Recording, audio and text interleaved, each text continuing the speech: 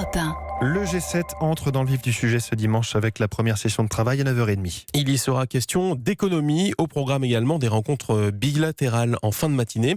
Mais dès hier soir au dîner d'ouverture, plusieurs sujets ont été abordés.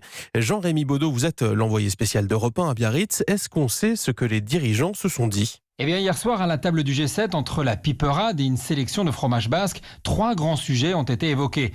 Selon l'Elysée, une grande partie de ce dîner à huis clos a été consacrée à l'Amazonie. Les 7 dirigeants se sont dit prêts à soutenir les efforts pour lutter contre le feu.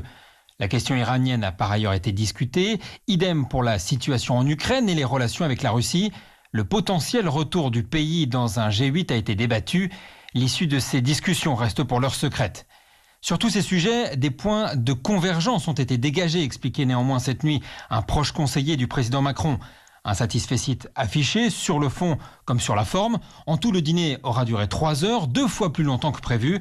Le débat était riche, confiait cette nuit un Sherpa japonais.